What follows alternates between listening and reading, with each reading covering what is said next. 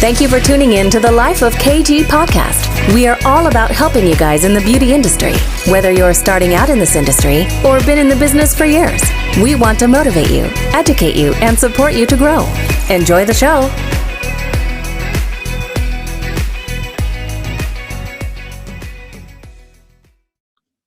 Hey everyone, welcome back to A Life of KG. I hope you are all okay and getting through this lockdown period. Fingers crossed this is the last time and we can go back to building our businesses and smashing 2021. Today I am extremely excited to have someone very, very talented on the show. Zoé Belisle-Springer is an award-winning writer, author of various ebooks, a podcaster. You might actually recognise her voice from Phorest FM. She's been featured in many publications and also spoken at many conferences. For Phorest, she is the community and content manager. I'm so excited to talk to her, find out more about her and her story, and get some really good ideas for you guys. So without further ado, here she is. Zoe, welcome to the Life of KG. Thank you so much for getting up early and joining me. Well, thank you for having me. It's a pleasure.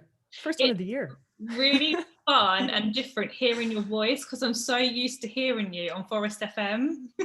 Oh, does it sound different? No, it's exactly the same. It's just weird, like seeing you in person when I'm normally only used to hearing you. Yeah, I totally get that. Oh, it's like I know you already. It's great. So for those that don't know who you are, please can you introduce yourself and tell them what you do? Sure. So I guess the first thing that I will say, because I often get this question, is that I'm actually French Canadian. So if you hear a bit of like a weird twang, there's a few things in there. First of all, like I said, French Canadian. I'm Montreal born and raised. I lived 2 years in Dublin as well. So that's where the twang comes from. I guess the best way to describe myself would be to say that I'm an avid learner. Like I value personal growth, creativity, being part of a culture, contributing to things. And that's why I think Phorest FM really suits me well. But apart from that, you know, at Phorest, I'm a community and content manager. And that essentially means that I'm responsible for the planning and executing of localized audio and written content, driving community engagement, which then leads to collaborative course content, mentorship programs, online and on-demand video content as well. So it's all content, really. Wow, all content. I'm surprised you're not contented out. Sometimes you do feel a bit like you need a break and you need your brain to kind of relax. And I personally try to meditate for that, because otherwise you just kind of, there's so much creativity. But I think the thing is as well, I think you have to get inspired and be inspired by other people and see what other people are doing. Reading helps a lot. Mm-hmm. I've been, in the past 2-3 years, reading a lot more business books, which I wouldn't have had done ever before. And it really does help make connections between conversations that you're having, especially with the podcast. I'm sure you kind of feel the same way with talking to a lot of people. You kind of discover new things, and then it just springs another idea randomly. And sometimes actually the ideas come in the middle of the night, or like randomly through meditation in the morning. I don't know.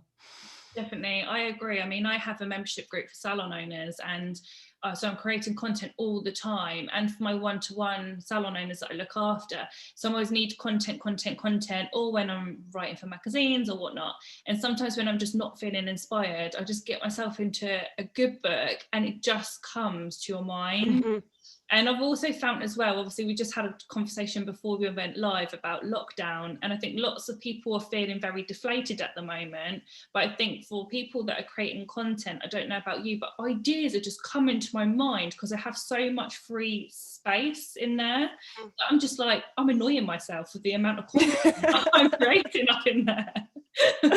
No, I do feel what you mean. Like when we've in the marketing team last year with the pandemic, like we've never created so much content, and the ideas keep flowing. Like there's definitely, I think it's a lot to do with, wanting to help people and finding solutions for helping those people that are feeling more deflated maybe, and if you have the mental capacity to do that, then it just kind of one idea leads to another really, and then it's just a flywheel. Yeah, definitely. It's amazing. So what is your background? Like, what made you want to work within the hair and beauty industry?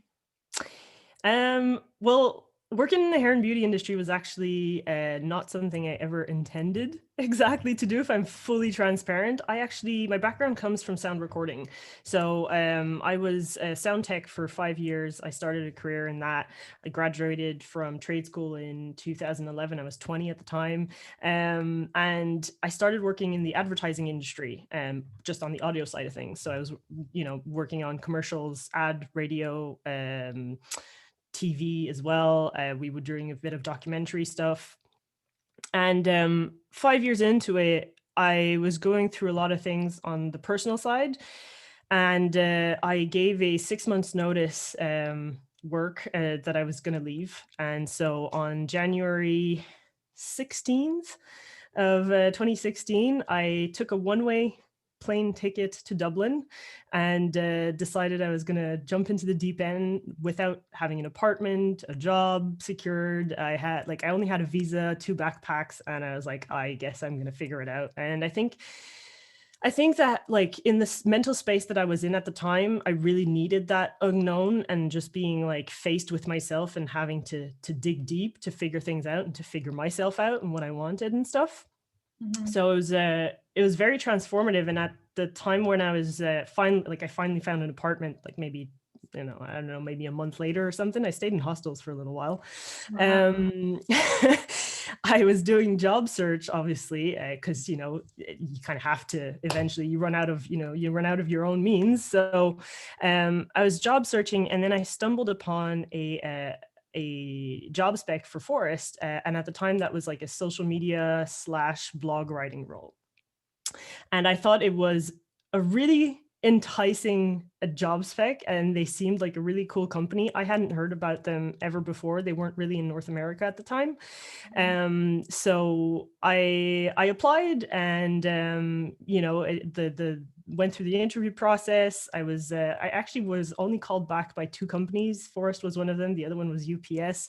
There's a funny story associated to that, but yeah. And then in March of 2016, they gave me my shot, and the rest is history. And I do not regret for 1 second being in this industry. Like, I've met so many amazing people since, and I don't think I would have become the person who I am today had it not been for Phorest and working in this industry.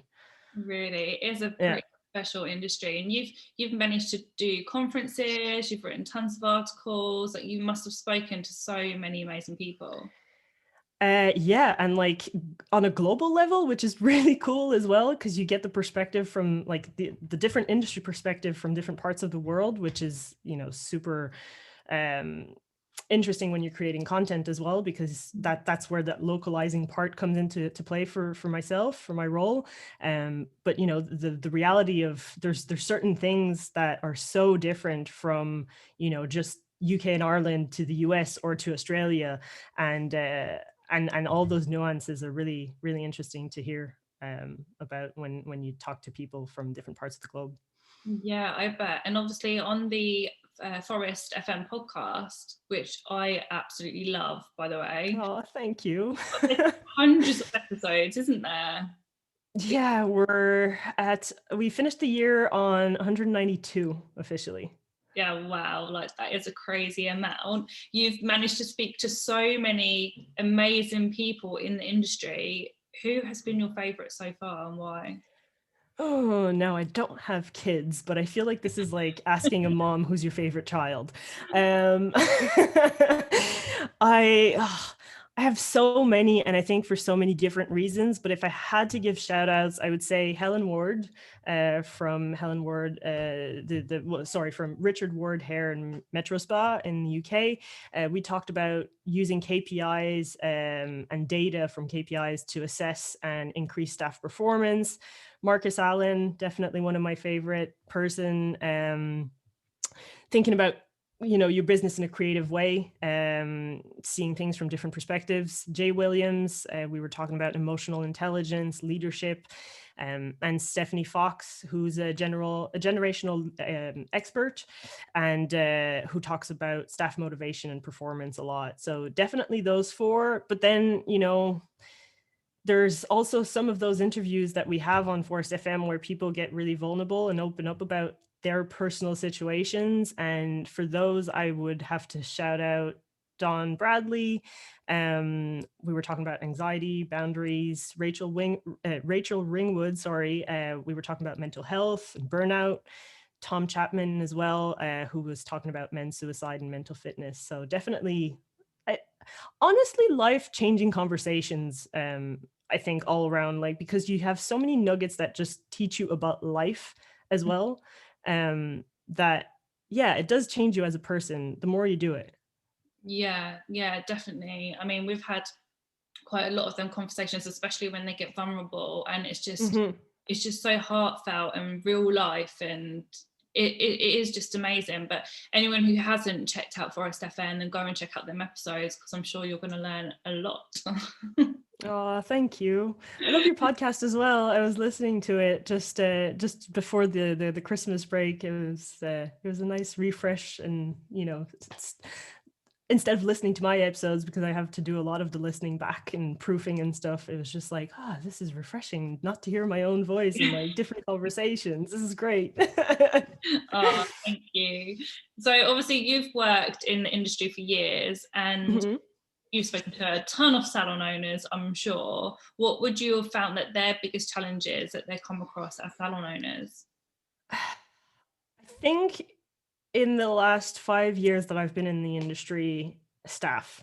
I remember even just being the first year in and having conversations about the recruitment crisis, and it always comes back. Then staff performance. Every episode that we've had that we've talked about staff always ends up with like a tons of downloads.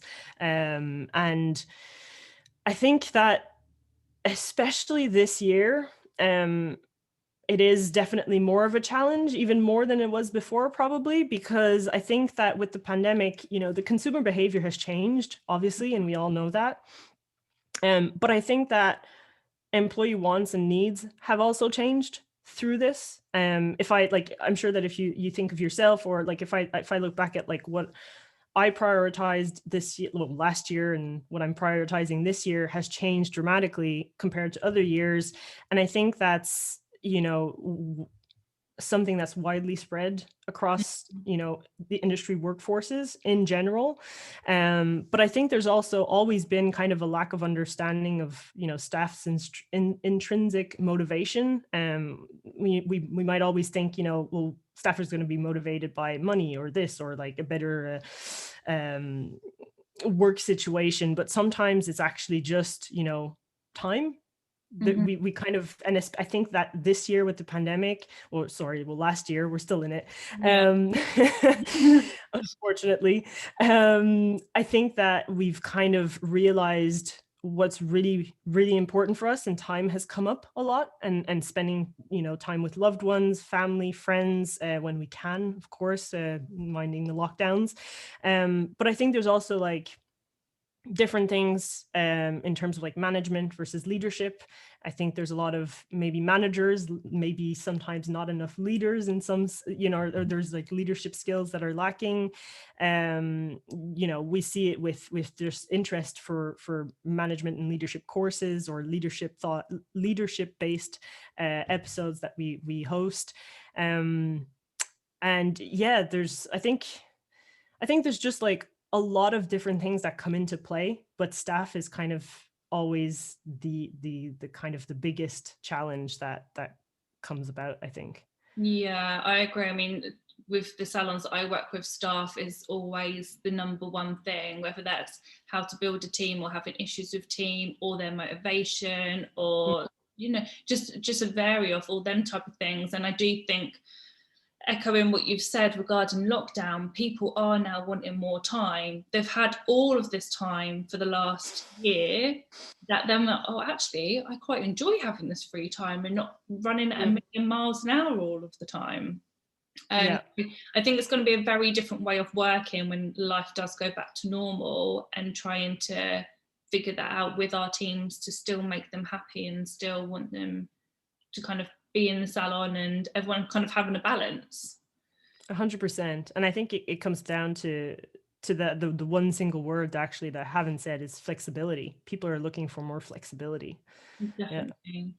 Definitely. And also with the leadership as well, like a lot of us that are salon owners went into starting a salon as a therapist or as a hairdresser because we were good at that. And then we've built this salon, or it's grown because our natural client base has grown. And then you start needing teams and you start actually becoming a business owner. And you think, okay, how do I now become a business owner? Because I'm a hairdresser or a beauty therapist. And it is very completely different roles that people need to learn, which is why most of the leadership courses and management courses are so sought after, because it is a new role we're having to learn. Being a hairdresser or being a therapist to start with isn't enough to then go and build and lead teams. Yeah, 100%. It's very, very interesting. But I also was really excited to get you on the show because I know that you deal a lot with branding and specializing in understanding brands. And I know this is a problem for a lot of companies, especially small companies, because they don't even think of that side of things. Tell me what that means to our listeners, understanding brands.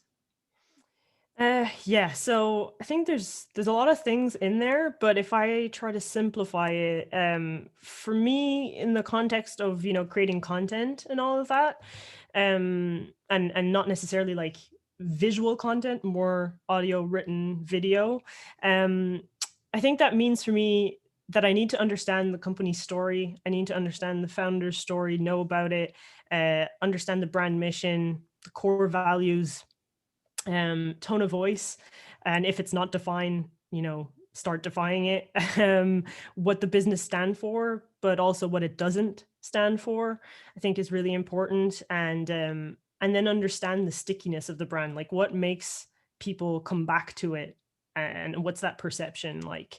And the idea behind knowing and understanding all of that would be to then become, for me anyways, become kind of the liaison between the organization or the company and its audience then, because once you have that language and understanding of the tone of voice and all of that, you can act as it, as a moderator, I suppose, of the brand through your community support, through content distribution.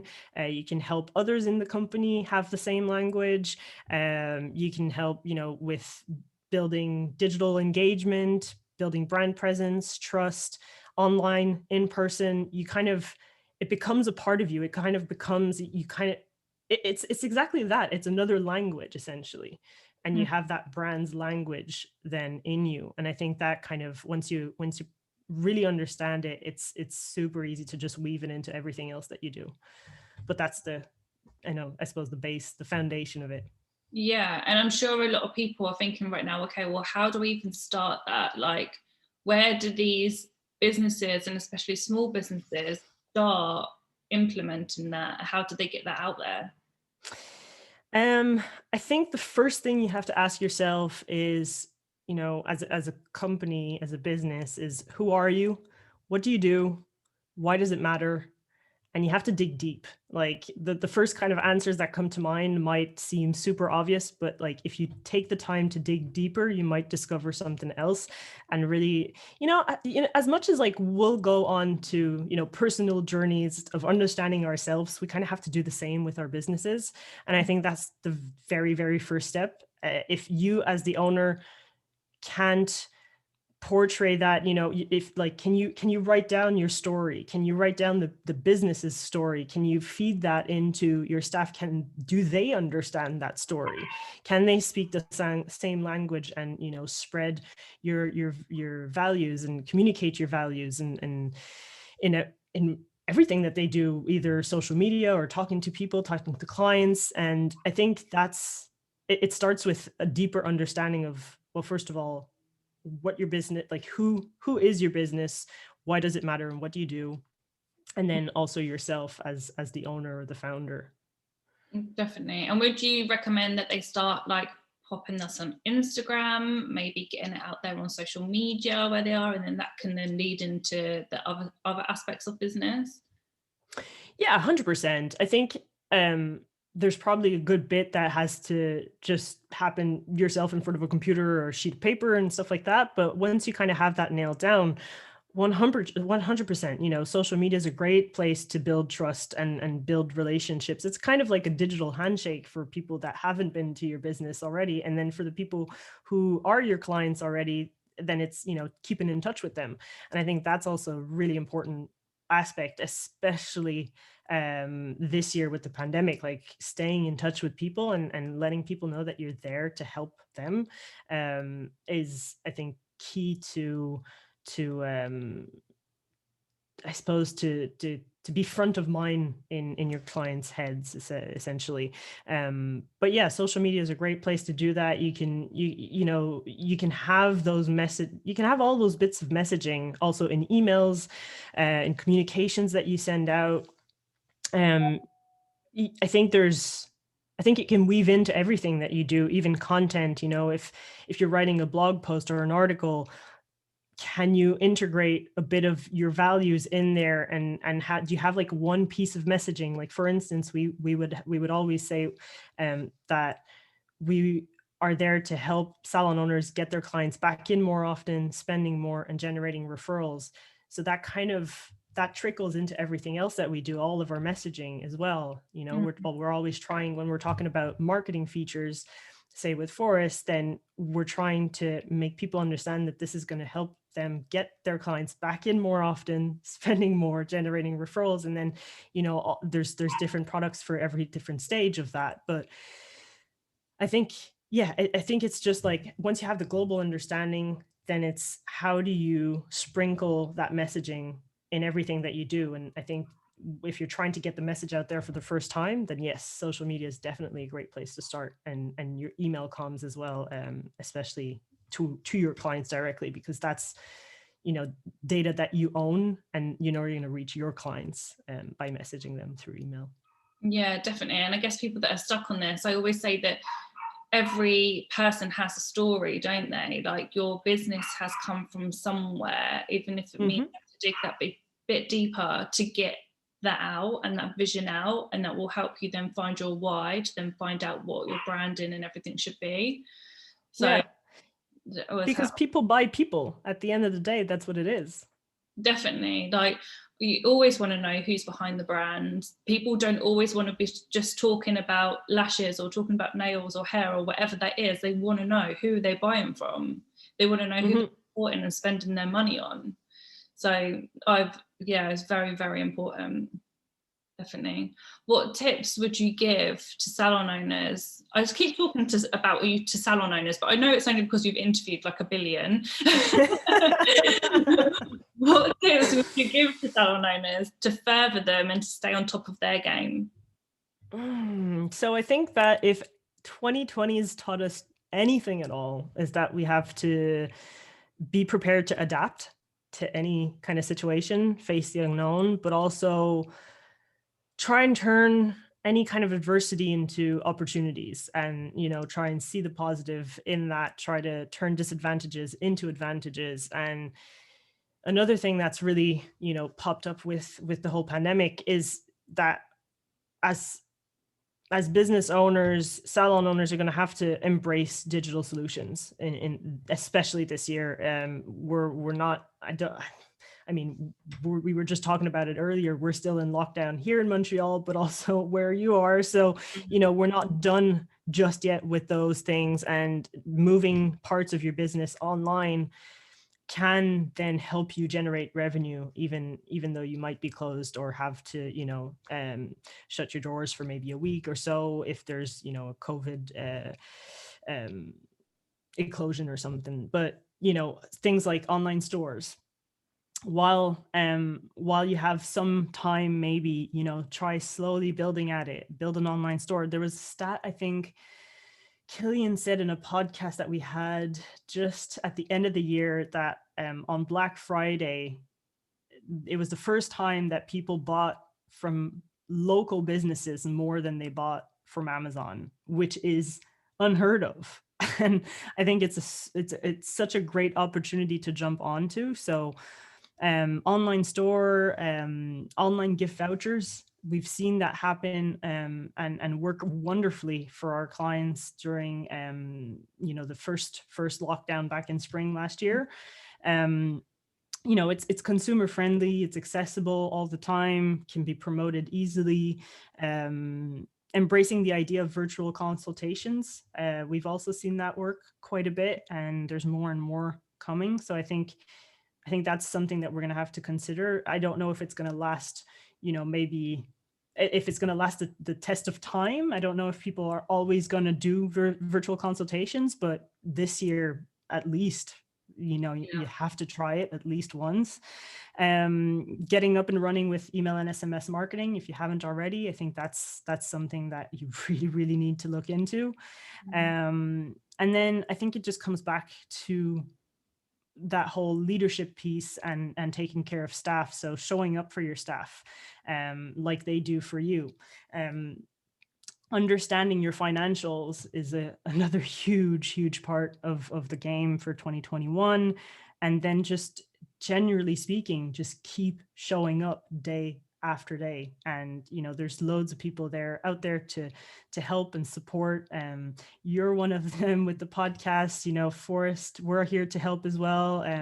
Phorest FM, we're trying to make conversations happen and have those conversations so that they can help you find solutions to whatever you might feel kind of stuck in or want some help with. And I think there's tons of people out there that are doing great things for the industry, and it's just to tap into those communities.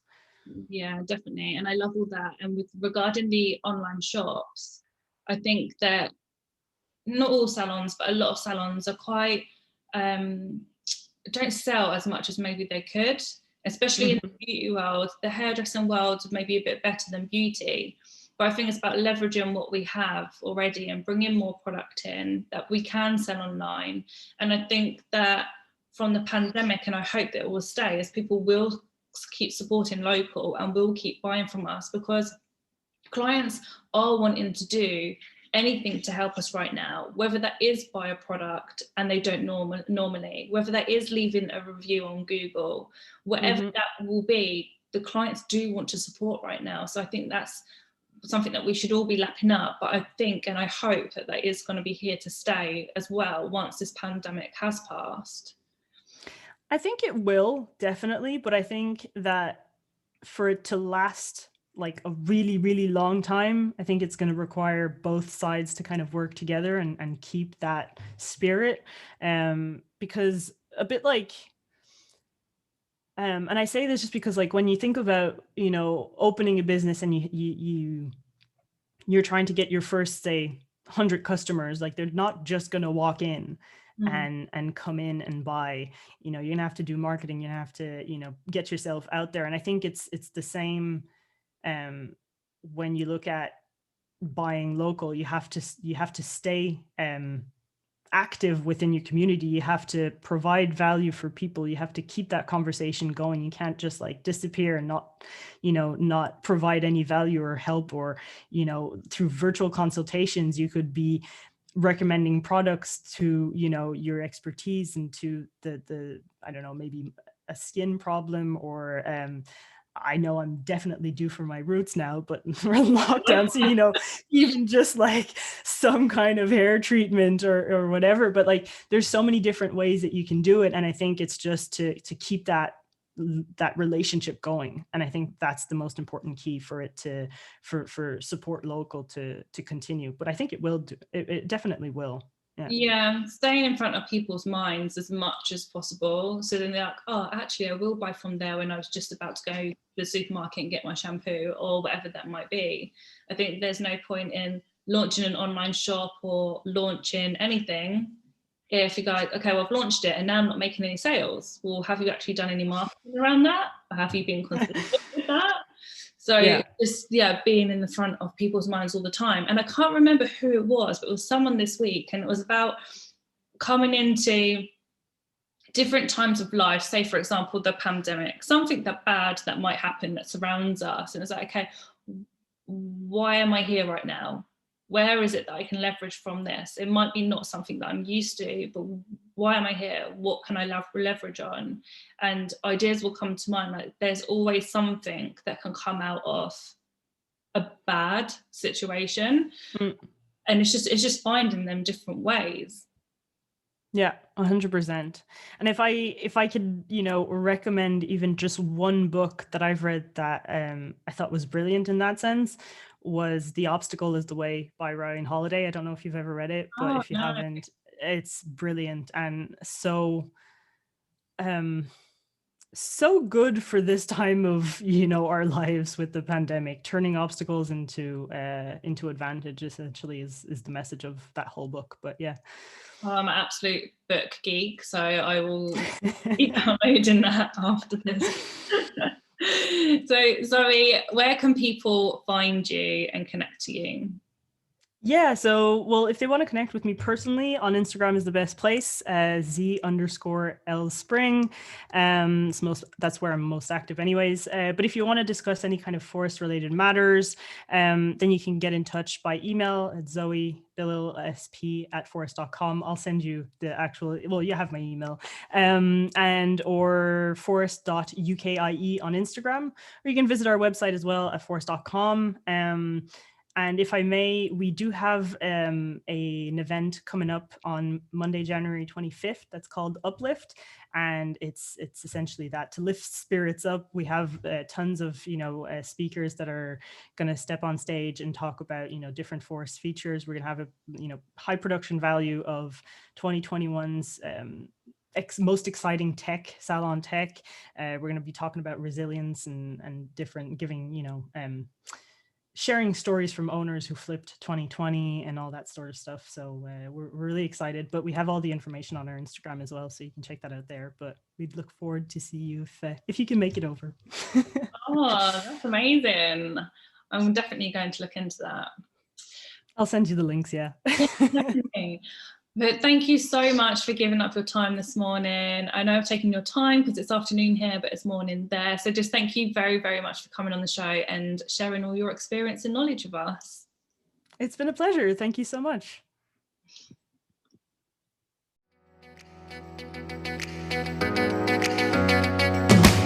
If you love this episode, please share and tag us on social media at KG Salon. I always follow them. If you're a salon owner and would like to join our membership program, coffee, cake, and chat, get in touch for a space. Be around a like-minded tribe. Have 400 pounds worth of mentoring a month. And push yourself to the next level. I love being a part of such a great community. Until next time, have an amazing, successful week.